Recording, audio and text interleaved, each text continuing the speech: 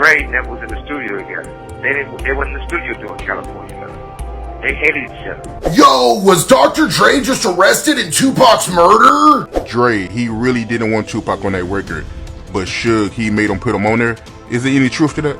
Oh, Dr. Dre been had that beat. He had that beat for a while. Although it may appear that he doesn't say much, I can assure you that he has the ability to take your life at any moment. Since the 1996 murder of rap superstar Tupac Shakur, accusations and finger-pointing have been directed towards a number of celebrities, including Snoop Dogg, Diddy, and now Dr. Dre. Since the arrest of infamous gang member Keefe D, many assumed the case would be closed. And finally, after 27 years of wondering what happened to Tupac that tragic night in Las Vegas, September 7th, 1996, the world had found the truth. Well, it appears there's a lot more to the story. Be sure to stick around till the end for the full details. Prior to joining Death Row and beginning work with the man, Tupac considered Dr. Dre to be one of his heroes. However, this quickly changed when Dr. Dre was too busy to testify at Snoop Dogg's murder trial, even though Snoop Dogg and Dr. Dre were close and Snoop even served as something of a protege. Dre did nothing to have Snoop cleared. If you would remember from a previous video we covered on the situation, look at Snoop Dogg's alleged involvement in Tupac's shooting. Suge Knight was the man that gave Snoop his legal team, which prevented him from doing serious jail time.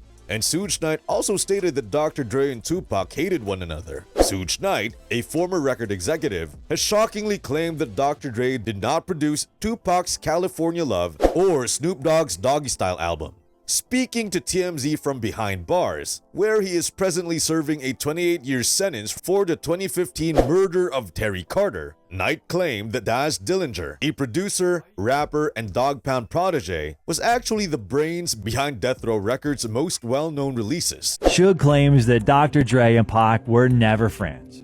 They hated each other. Pac and Dre never was in the studio together. They wasn't in the studio doing California Love. They hated each other.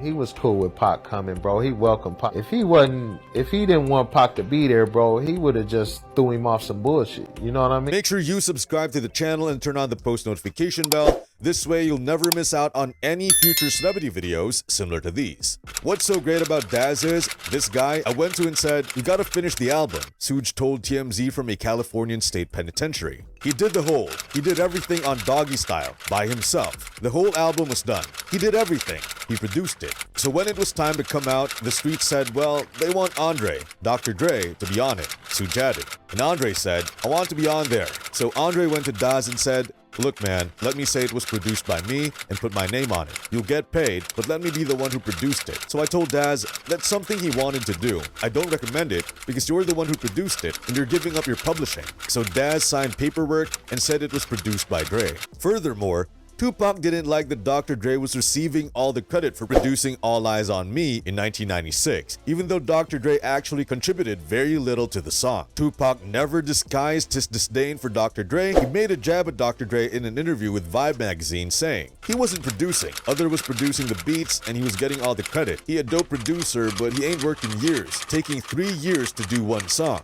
After Dr. Dre departed from Death Row, in nearly every song he's released, Tupac criticizes him and claims he's bi. In the 1996 album, Don Killuminati's The 7 Day Theory, he poked, we shook Dre punk, but now we out of the closet, California Love Part Mother Effin' 2 without gay-ass Dre. Almost the whole third verse of Toss It Up on the same album was devoted to criticizing Dr. Dre. No longer Dre Day, Arrivederci, check your sexuality as fruity as this, Ali's screaming Compton, but you can return. You ain't heard brother pissed, cause you switched and escaped to the burbs. The song's beat, particularly prior to the album's remix, was actually very similar to Dr. Dre's Blackstreet No Diggity. The majority of the opening verse of a song called Watch Your Mouth was also directed at Dr. Dre since Dre was working with Nas immediately following his release from Death Row.